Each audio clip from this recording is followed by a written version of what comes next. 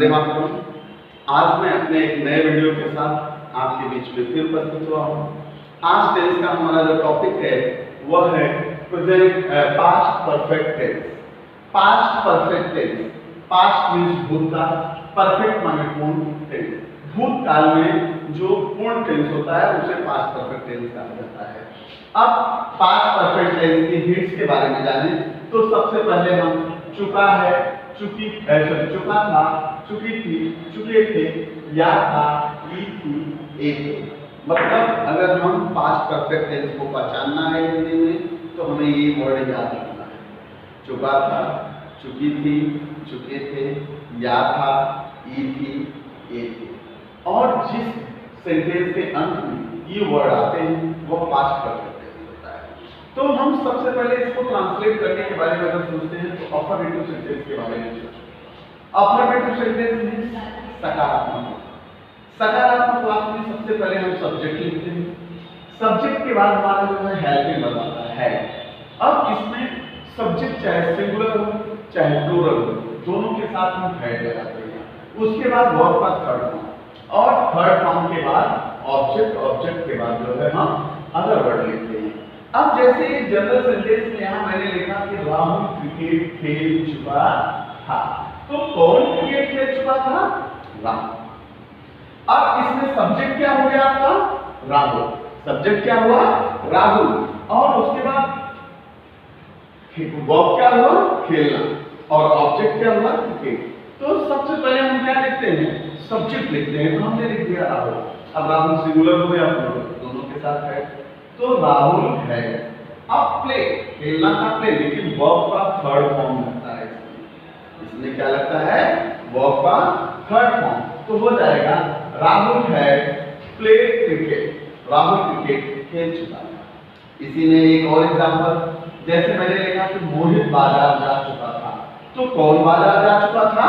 मोहित। तो मोहित सब्जेक्ट हो गया, हेड हेल्पिंग वर्ब हो गया, गॉन वो का थर्ड फॉर्म गॉन हो गया, वर्ब, उसके बाद टू मान गया। ऐसे ही हमने एक प्लूरल नंबर का भी एग्जांपल लिया है कि जब सब्जेक्ट प्लूरल हो तो उसके साथ में हेड लगता है। जैसे मैंने लिखा कि वे मेरे घर पर आ चुके थे, तो कौन मेरे घर पे आ चुका था? वे। तो वे के लिए हमने क्या लगाया? दे। दे के साथ हमने हेड लिखा। हेड जो है चाहे सिंगुलर नंबर हो चाहे प्लूरल नंबर, दोनों के साथ हमने पहले बताया। अब कम का सेकेंड फॉर्म केम होता है, थर्ड फॉर्म कम होता है। तो हमने लिख दिया कि they had come at my home, वे मेरे घर आ चुके थे। ऐसे ही हमने नेगेटिव सेंटेंस की बात की। नेगेटिव सेंटेंस मतलब नकारात्मक वाक्य। नकारात्मक वाक्य में हमने सब्जेक्ट लिखा, सब्जेक्ट के बाद हेड और हेड के बाद नॉट लगाया, और नॉट के बाद वर्ब का थर्ड फॉर्म, फिर ऑब्जेक्ट लिखा, फिर अदर वर्ड लिखा। अब जैसे इसका एक एग्जांपल देखिए, रोहित गांव नहीं गया था। अब कौन गांव नहीं गया था? रोहित। तो रोहित सब्जेक्ट हो गया, तो मैंने रोहित को पहले लिखा। उसके बाद मैंने क्या लिखा? Helping verb. हेल्पिंग वर्ब इसमें हेड लगता है, तो हमने हेड लगाया।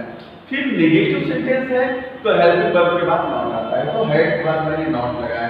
तो रोहित हैड नॉट गॉन, अब गो का थर्ड फॉर्म गॉन, तो रोहित गांव नहीं गया था। इसी में हमने एक एग्जांपल और लिया, जैसे हमने लिखा कि वे सब खाना नहीं खाए थे। अब कौन नहीं खाया था? वे सब। तो वे सब के लिए हमने क्या लगाया? दे। हमने वे सब के लिए दे लगाया प्लूरल नंबर, लेकिन उसके साथ भी हेड ही लगेगा, तो दे हैड नॉट। अब खाना का अंग्रेजी ईट होता है, ईट का third form eated, food. They had not eated food, वे खाना नहीं खाए। अब इस सेंटेंस में हम आगे देखते हैं तो इंट्रोगेटिव सेंटेंस। इंट्रोगेटिव सेंटेंस मतलब प्रश्नवाचक वाक्य। प्रश्नवाचक वाक्य में क्या करते हैं? हम सबसे पहले क्या लगाते हैं? WH लगाते हैं, WH के बाद हेड लगाते हैं, हेड के बाद सब्जेक्ट, सब्जेक्ट के बाद वर्ब का थर्ड फॉर्म, फिर उसके बाद ऑब्जेक्ट, ऑब्जेक्ट के बाद अदर वर्ड, और लास्ट में क्वेश्चन मार्क्स लगाते हैं। समझ में आया? तो इंट्रोगेटिव सेंटेंस में अगर इंट्रोगेटिव वर्ड बीच में है तो उसके अंग्रेजी पहले लिखते हैं, और अगर इंट्रोगेटिव वर्ड नहीं है, क्या शब्द पहले है, तो हेल्पिंग वर्ब पहले लिखते हैं। अब इसमें देखिए एक एग्जांपल मैंने लिखा कि क्या माया गांव आ चुकी थी। अब क्या हमने कहां लिख दिया? पहले। हमने क्या पहले लिख दिया?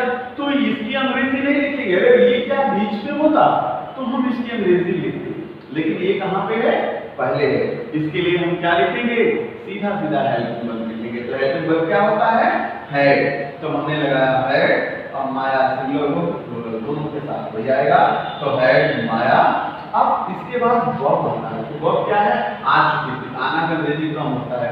तो कम का थर्ड फॉर्म कम, केम, कम ही होगा।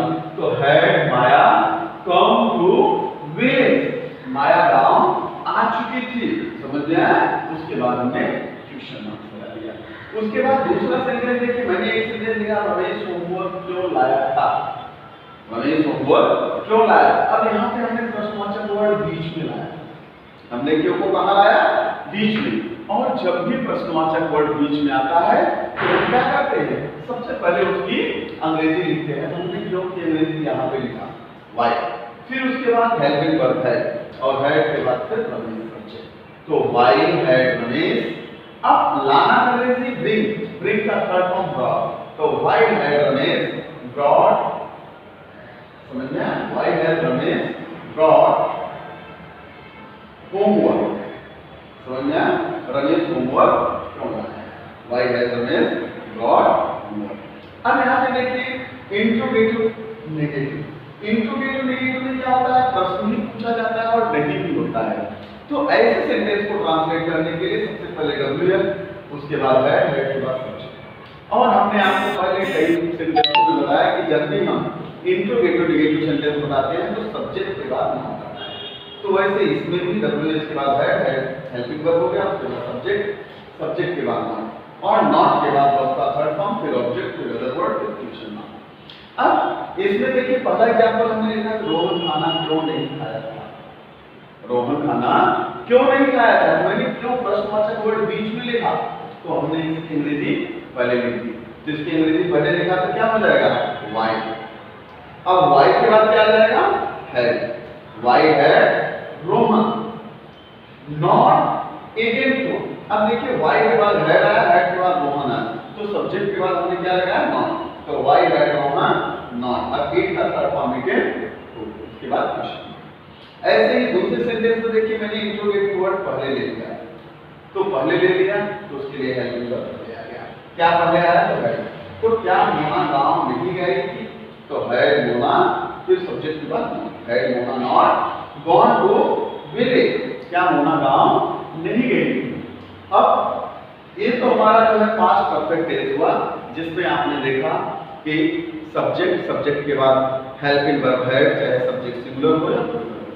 उसके बाद जो है वर्ब, वर्ब का थर्ड फॉर्म, हमेशा वर्ब का थर्ड फॉर्म लगता है। उसके बाद ऑब्जेक्ट लगा है, ऑब्जेक्ट के बाद अदर वर्ड लगा है। इस प्रकार से सेंटेंस हमने पूर्ण किया। अब आपको हम एक नई चीज ये बताते हैं कि पास्ट परफेक्ट टेंस में कभी-कभी दो सेंटेंस एक साथ जुड़े होते हैं। जब हम पास्ट सेंटेंस ट्रांसलेट करते हैं तो उसमें दो सेंटेंस एक साथ जुड़े होते हैं, एक पास्ट इंडिफिनिट का होता है और दूसरा पास्ट परफेक्ट का होता है। तो ऐसे सेंटेंसों में जो वाक्य पहले होता है उसे हम पहले करते हैं और जो बाद में होता है उसे हम बाद में करते हैं। जैसे अब यहाँ पे देखिए हमने कहा कि अगर बिफोर वाला सेंटेंस इसमें दो आता है, एक पहले की बात करता है और एक बाद की बात करता है। तो बिफोर वाले सेंटेंस में पास्ट परफेक्ट पहले लिखते हैं और पास्ट इंडिफिनिट बाद में लिखते हैं, जबकि यही आफ्टर वाला सेंटेंस होता तो पास्ट इंडिफिनिट पहले लिखते हैं। अब यहाँ पे देखिए जैसे एग्जांपल से समझने का प्रयास कीजिए। जैसे मैंने यहाँ पे लिखा है कि मेरे स्टेशन पहुंचने से पहले गाड़ी छूट चुकी थी। तो सबसे पहला काम क्या हुआ, मेरा स्टेशन पहुंचना, समझ में आया। तो गाड़ी का छूटना, उसके बाद मेरे पहुंचने से पहले गाड़ी छूट चुकी थी। तो द ट्रेन हैड गॉन, गाड़ी छूट चुकी थी। The train had gone, the train had gone, गाड़ी छूट चुकी थी। बिफोर पहले, I reached eight station, I reached eight station, मेरे स्टेशन पहुंचने से पहले। अब यहाँ पे देखिए ये वाला सेंटेंस जो बिफोर के बाद वाला सेंटेंस है उसमें वर्ब हमने पास्ट इंडिफिनिट का लगाया, जबकि पहले हमने किसमें किया, पास्ट परफेक्ट में किया। ऐसे ही दूसरा सेंटेंस देख लीजिए, मेरे आने से पहले राम जा चुका था। तो पहले काम कौन हुआ, राम का जाना। तो राम जा चुका था, Ram had gone before, Ram had gone before I came, मतलब मेरा आना कब हुआ, बाद में। तो मेरे आने से पहले Ram had gone before I came, मेरे आने से पहले राम जा चुका था। ऐसे ही मैंने एक एग्जांपल और दिया, रानी के खाने से पहले मोना जा चुकी थी। तो कौन जा चुकी थी? मोना। तो हमने लिखा मोना है गॉन बिफोर रानी। अब रानी के खाने से पहले, तो बिफोर रानी। अब ईट का सेकेंड फॉर्म क्या हो जाएगा? एड। बिफोर रानी, मतलब रानी के खाने से पहले वह मोना जा चुकी थी। ऐसे ही आफ्टर वाले सेंटेंस में हम पास्ट इंडेफिनिट पहले लिखते हैं, फिर आफ्टर लिखते हैं, फिर पास्ट परफेक्ट लिखते हैं। जैसे मैंने इसमें एग्जांपल लिखा कि वृद्धा के मरने के बाद, वृद्धा के मरने के बाद डॉक्टर नहीं आया था। तो हमने क्या लिखा था? Doctor did not come. The doctor did not come after the old lady had died. After the old lady had died, मतलब कि बूढ़ी औरत को मरने के बाद वह नहीं आया। अगले सेंटेंस में मैंने लिखा कि कमला के गाना गाने के बाद राधा ने स्टेज पर डांस किया था। तो पहले काम क्या हुआ? राधा ने स्टेज पर डांस किया था। तो Radha dance on the stage after Kamala had सung the song. Radha dance at the stage after Kamala had सung the song. तो जिसमें आपको ये याद रखना है बेटा कि जिसमें आफ्टर आता है उसमें पास्ट इंडेफिनिट पहले लगाते हैं और पास्ट परफेक्ट कंटीन्यूअस बाद में लगाते हैं। लेकिन जिसमें बिफोर आता है उसमें पास्ट परफेक्ट कंटीन्यूअस पहले लगाते हैं और पास्ट इंडेफिनिट बाद में लगाते हैं। इसमें बहुत सारे सेंटेंस पूछे जाते हैं। सबसे फेमस सेंटेंस आपका मैं आपको बताऊं, सब लोग पूछते हैं डॉक्टर के आने से पहले रोगी मर चुका था। तो सबसे पहला काम क्या हुआ? रोगी का मर जाना। तो द पेशेंट हैड डाइड, रोगी मर चुका था बिफोर डॉक्टर के आने से पहले। और यही अगर कहते कि डॉक्टर के आने के बाद रोगी मर चुका था तो क्या होता? The patient did died after the doctor had. तो इस प्रकार से हम जो है ट्रांसलेट करते हैं। इसको समझने के लिए, इसको प्रैक्टिस करने के लिए इस वीडियो में इतना है। आज के लिए गुड मॉर्निंग, वंदे मातरम।